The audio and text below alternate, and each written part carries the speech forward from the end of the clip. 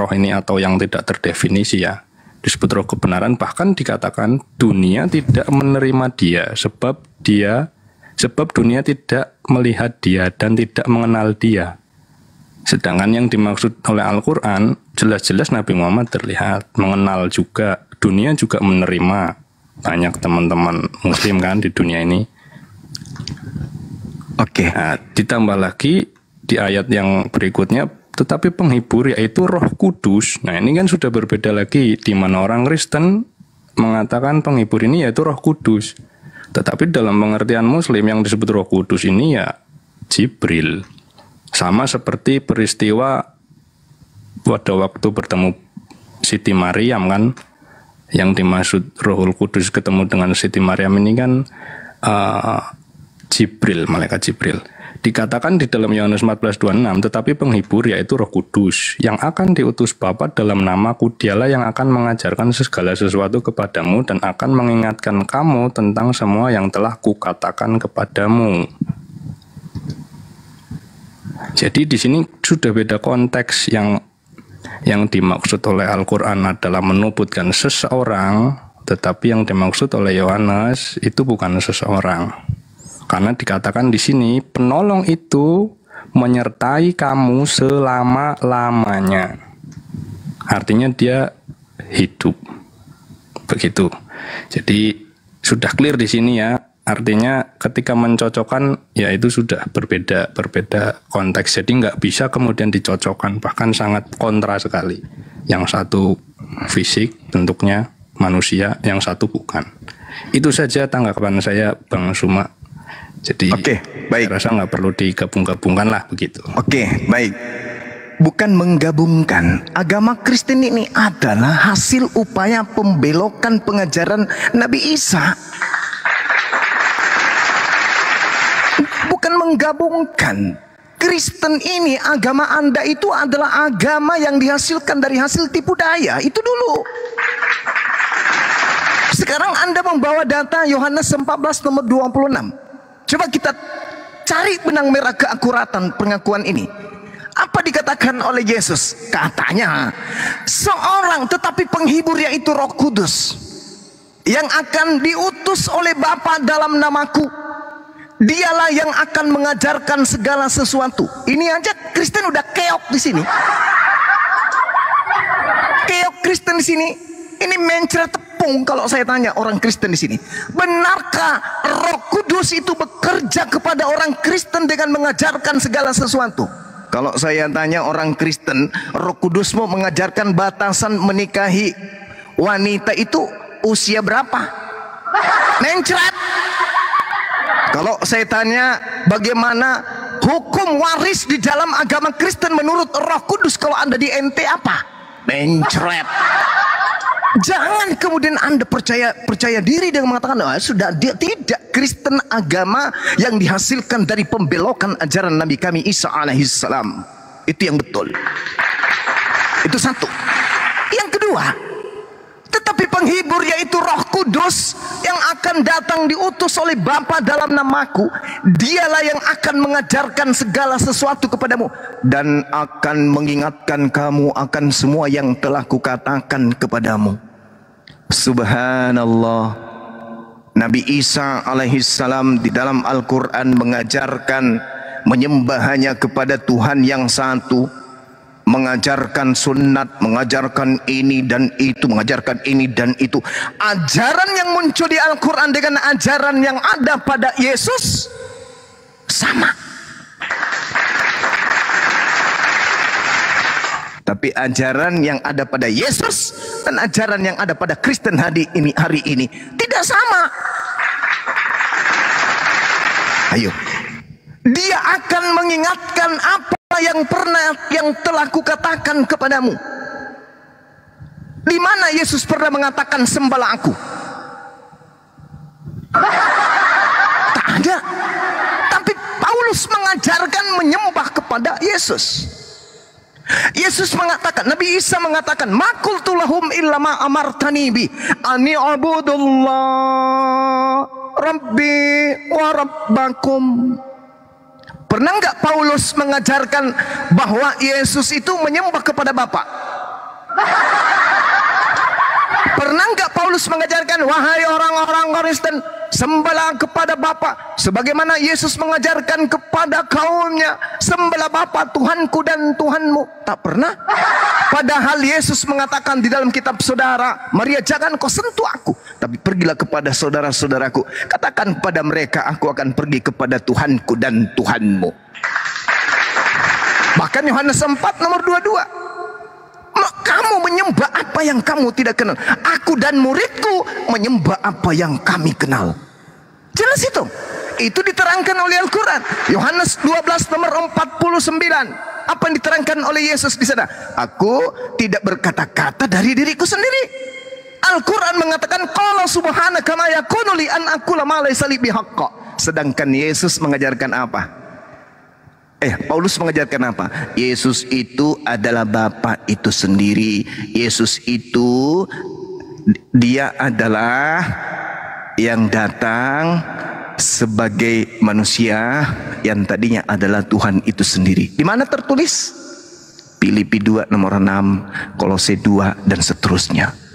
Sedangkan katanya, dia akan mengingatkan kamu akan semua yang telah kukatakan kepadamu. Maka ketika Al-Quran mengatakan, ya ahlal kitab qad ja'akum rasuluna yubayyinu lakum, orang-orang Yahudi keturunan daripada murid Yesus, ketika mereka membaca Al-Quran, maka apa yang tertuang kepada mereka di zaman nenek moyang mereka ketika Nabi Isa datang, itu mereka diingatkan kembali. Oh, dulu ternyata ada seorang Nabi datang di tengah-tengah kita bernama Nabi Isa yang mengajarkan menyembah kepada sembahan Abraham, Ishak dan Yakub. Tapi ajaran Kristen melalui Paulus itu tak ada. Itu kebohongan yang pertama. Kebohongan yang kedua, camkan baik-baik. Di uraian saya tadi, Yesus mengatakan, Nabi Isa mengatakan dan mengabarkan kepadamu sosok yang datang setelahku bernama Nabi Muhammad. Dialah yang akan mengajarkan segala sesuatu.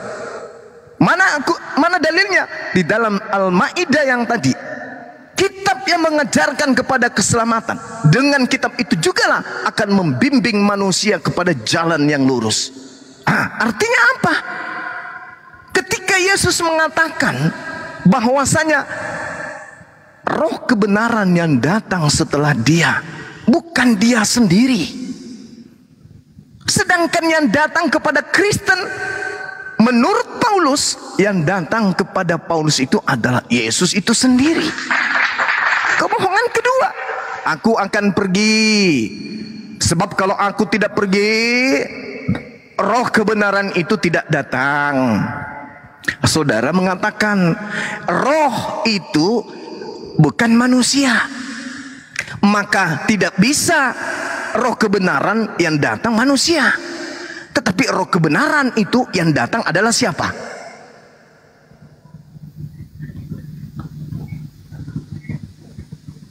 Yesus. Gak salah tuh. Yesus mengatakan, aku harus pergi, sebab kalau aku tidak pergi, roh kebenaran itu tidak datang. Jadi dia harus pergi. Maka yang datang wajib bukan Yesus. Yang datang kepada Paulus, Yesus. Tapi dalam bentuk roh katanya. Tuh. Kalau yang datang itu adalah Yesus itu sendiri, dan Yesus dalam bentukan roh, jasadnya kemana Cak Ayu? Bukankah Yesus sendiri mengatakan bahwa aku harus pergi, dan yang datang setelahku adalah roh kebenaran? Sedangkan yang disebut dengan roh ini adalah manusia. Kita semua ini adalah makhluk roh. Kita semua ini adalah makhluk roh. Siapa bilang kita ini bukan makhluk roh? Kita ini semua makhluk roh, cuman punya biologis, dibungkus oleh biologis fisik. Maka roh kita itu kemudian beraksi melalui pergerakan fisik. Kita ini makhluk roh, siapa bilang bukan? Kita ini makhluk roh. Makanya dikatakan di dalam Kejadian 6 nomor 3, berfirmanlah Tuhan, rohku tidak akan selama-lamanya tinggal dalam manusia, karena manusia itu adalah daging, tetapi umurnya akan 120 tahun saja. Roh siapa yang ada pada diri kita? Roh Tuhan. Roh siapa yang ada pada diri Yesus? Roh siapa ya? Roh siapa yang ada pada diri Yesus? Roh Tuhan. Berarti Bang Suma dan Yesus sama-sama roh Tuhan. Sederhana untuk jadi waras itu, sederhana. Kembali kepada tema, 30 detik. Jadi kata Yesus, yang datang setelahku adalah roh kebenaran. Yang datang setelah dia roh kebenaran. Roh kebenaran itu datang kemudian. Siapa itu? Baginda Rasulullah Muhammad sallallahu alaihi wasallam. Roh Kudus itu datang setelah Yesus. Siapa Roh Kudus itu? Malaikat Jibril datang kepada baginda Rasulullah Muhammad sallallahu alaihi wasallam. Sedangkan yang datang kepada Paulus bukan Roh Kudus, yang datang kepada Paulus adalah Yesus. Yesus yang datang kepada Paulus. Kebohongan yang sangat luar biasa. Makanya antara pesan Yesus dan ajaran Paulus itu berbeda, bertentangan 4.600,70 mil perbedaannya antara ajaran Yesus dan ajaran Paulus. Kalau Rasulullah Muhammad SAW berbicara mengenai Nabi Isa alaihissalam, itu justru lebih dekat kepada pengajaran Yesus. Artinya Kristen ini adalah buah karya dari orang-orang Farisi yang minta oleh Yesus agar diwaspadai. Di Al-Quran, ketika Nabi Isa alaihissalam, orang-orang ahli Taurat membuat makar. Wa makaru wa makarallahu wallahu khairul makirin. Hasil dari makar mereka inilah muncul agama Kristen. Itu jelas. Silakan. Ya, mohon maaf nih Bang Suma. Iya, nggak apa-apa, silakan Bang, santai aja. Menyebut kebohongan jadi nggak enak. Ya nggak apa-apa, itu fakta. Itu fakta. Udah, gini. Iya, silakan. Yang disebut kebohongan menurut Bang Suma, Nabi Isa menubuatkan Nabi Muhammad atau Yesus menubuatkan Nabi Muhammad? Yang mana yang disebut kebohongan? Kebohongan itu ketika Yesus menubuatkan roh kebenaran, tapi ada pendiri agama justru mengaku didatangi oleh Yesus. Itu kebohongan. Aku akan pergi, yang datang setelahku bukan aku, tapi roh kebenaran. Mengaku yang datang kepadanya Yesus. Itu kebohongan. Kebohongan. Itu kebohongan, jelas itu. Maksudnya tentang pengakuan Paulus. Sekarang menurut menurut saudara Bro Admin, berdasarkan pengakuan Yesus di dalam Yohanes 14, Yohanes 16, yang datang setelah dia terangkat ke langit, roh kebenaran atau Yesus itu sendiri? Bukan. Saya nggak masuk ke situ. Lalu masuk ke pembahasan Paulus. Begini. Tadi kan saya juga kan berbicara kebohongan kan? Iya. Bang Suma menyebutkan Yohanes 14:26 tentang nubuatan roh kebenaran, dan satu lagi ayat Al-Quran tentang menyebutkan nubuat tentang Nabi bernama Ahmad atau Muhammad. Yes. Tentang pernyataan bahwasanya Isa menubuatkan Nabi bernama Ahmad dan Muhammad sudah pasti bukan kebohongan. Yes. Tetapi pernyataan yang mengatakan keluar dari mulut Bang Suma sendiri, Yesus menubuatkan Nabi Muhammad, itu adalah sebuah kebohongan. Karena tidak. Bukan itu. Kenapa tidak disebut kebohongan, sementara secara teks sendiri tidak satupun yang mengatakan Yesus menubuatkan Nabi Muhammad, kecuali pernyataan di dalam Al-Quran itu benar, Nabi Isa menubuatkan Nabi bernama Ahmad. Itu nggak mungkin kebohongan. Jadi gini loh, itu tidak mungkin kebohongan. Dan yang kebohongan itu yang saya katakan tadi, Yesus mengatakan yang datang setelahku adalah roh kebenaran, tapi ada pendiri agama mengaku yang datang setelah Yesus terangkat adalah Yesus. Itu kebohongan. Sekarang makanya saya tanya kepada saudara, menurut Yesus dalam Yohanes 16 dan Yohanes 14, dia harus terangkat ke langit. Sebab kalau dia tidak terangkat, maka roh kebenaran itu atau penghibur itu tidak datang, atau Roh Kudus itu tidak datang. Nah sekarang pertanyaan saya, menurut Yesus yang datang setelah dia terangkat ke langit, Yesus yang datang kembali atau bukan Yesus? Silakan. Ya, saya jawab. Soal Paulus, betul. Kalau Bang Suma menganggap itu sebagai kebohongan, oke, enggak apa-apa. Tapi tolong dijawab pertanyaan saya, bahwasanya pernyataan Bang Suma tentang Yesus menubuatkan Nabi Muhammad itu sebuah kebohongan atau bukan? Itu bukan sebuah kebohongan. Bahwa Yesus mengatakan akan datang roh kebenaran, penghibur setelah dia, itu adalah sebuah kebenaran. Dialah Nabi Muhammad. Tapi yang merupakan kebohongan adalah ada oknum yang mengaku utusan Yesus bertemu dengan Yesus di padang gurun. Itu kebohongan. Oke, Bang Suma, kenapa pernyataan Isa menubuatkan seorang nabi bernama Ahmad tidak disebut kebohongan?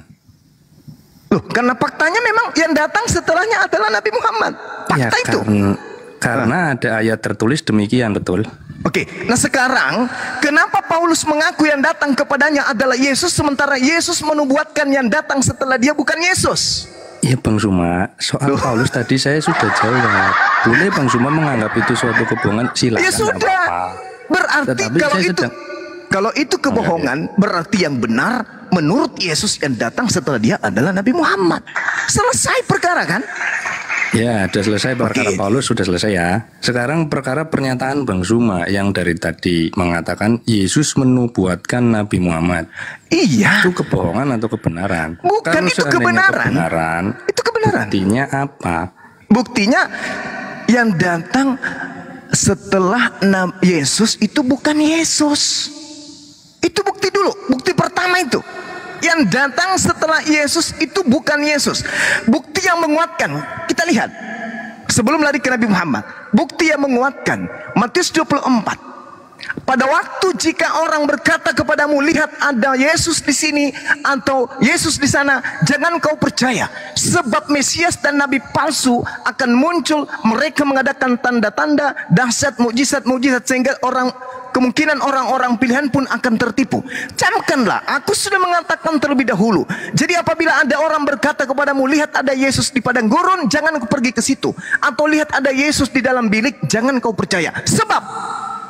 Sebab apa kata Yesus? Seperti kilat memancar dari sebelah timur dan melontar cahayanya sampai ke barat, demikian pula lah kelak kedatangan Yesus yang kedua, kedatanganku yang kedua. Berarti Paulus sudah membohongi Anda selama 2000 tahun.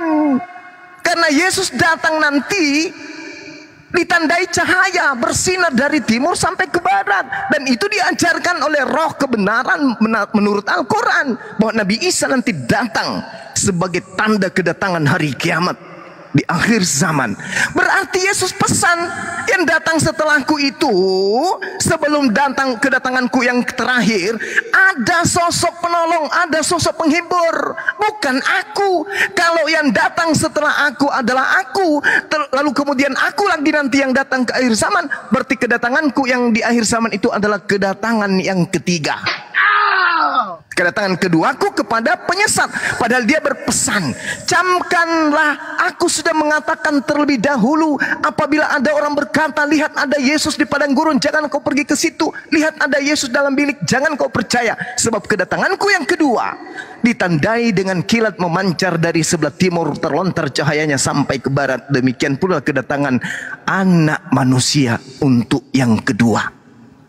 Berarti mau tidak mau, yang dimaksud roh kebenaran adalah manusia, bukan yang datang kepada Paulus yang mengajarkan kalian itu untuk menyembah kepada manusia.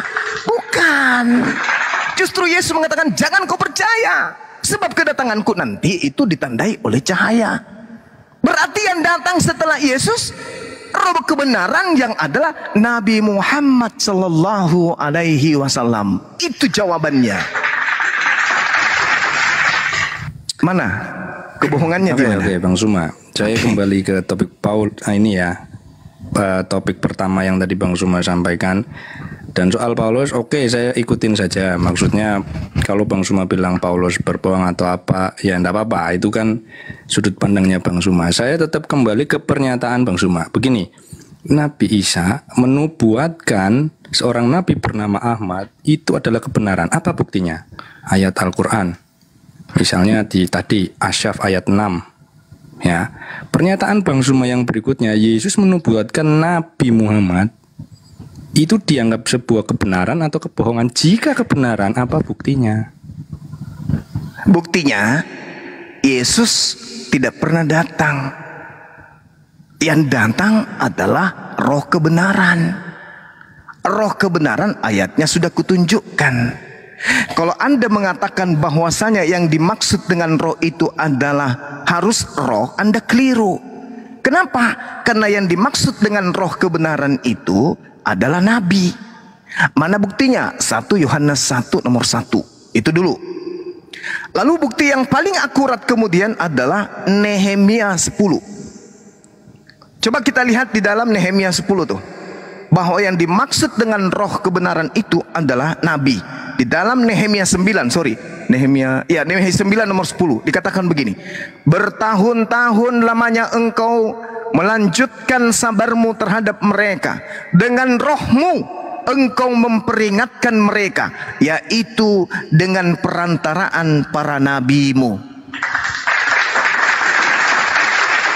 Masih belum jelas bahwa yang dimaksud roh di situ adalah seorang nabi?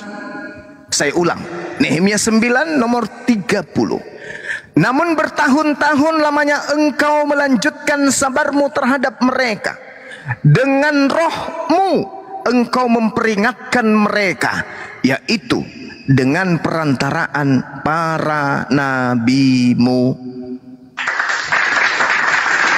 Berarti roh kebenaran yang datang dari Bapa adalah seorang nabi, bukan seorang Tuhan.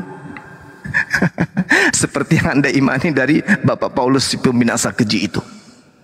Itu buktinya. Kalau Anda mana buktinya? Saya kasih bukti. Nehemia 9 nomor 30. Kalau masih kurang, aku bacakan lagi. Bilangan 11 nomor 25.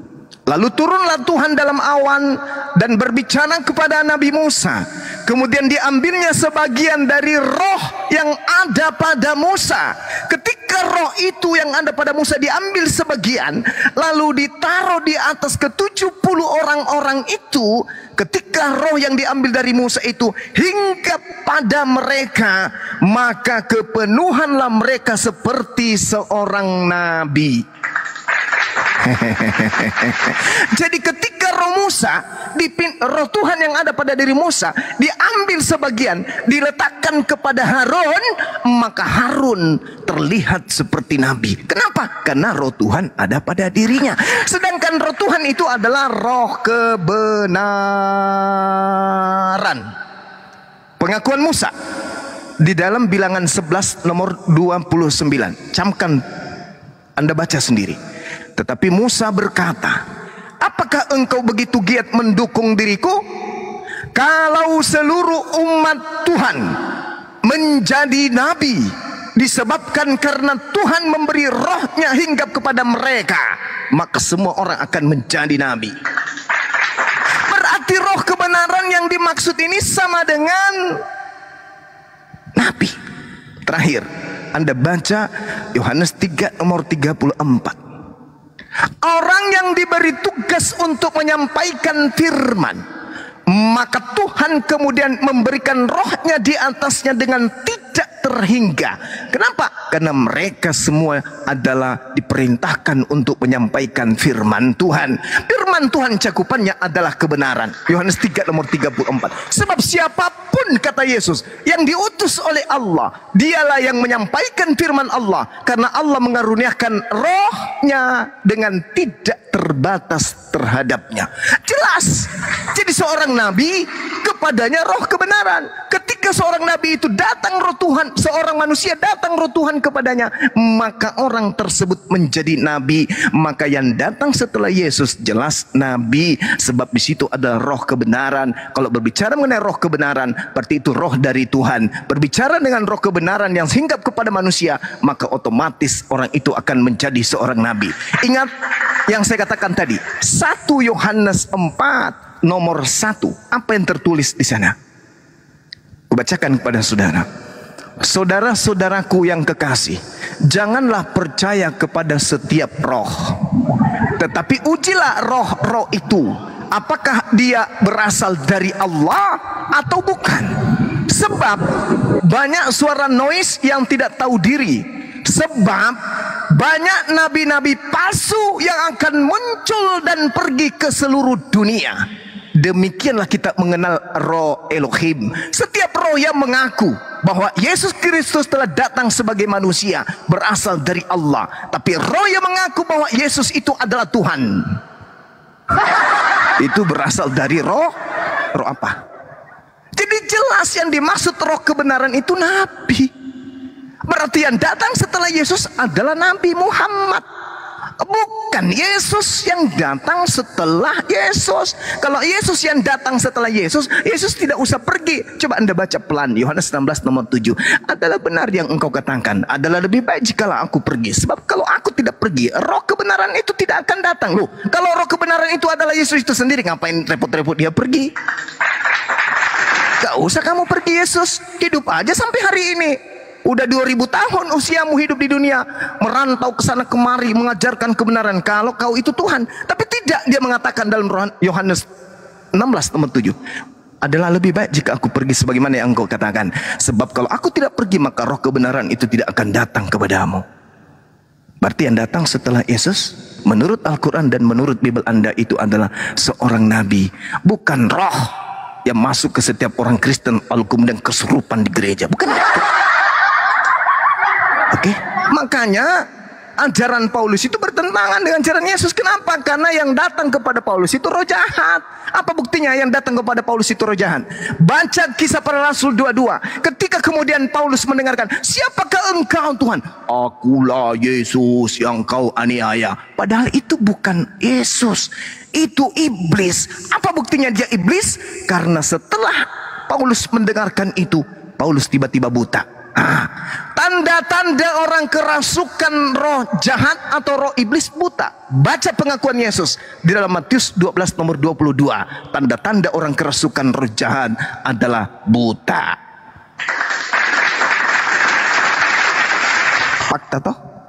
Yesus mengatakan, waspadalah, camkanlah, aku sudah mengatakannya terlebih dahulu kepadamu. Apabila ada orang berkata bertemu dengan aku di padang gurun, jangan kau pergi ke situ.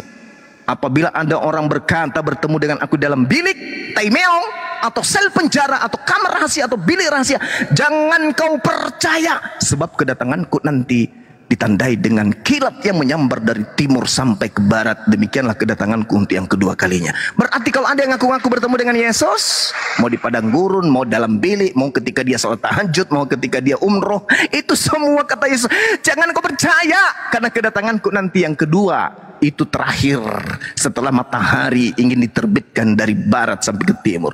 Sekian, saya kira itu, saudara. Silakan. Iya, Bang Suma.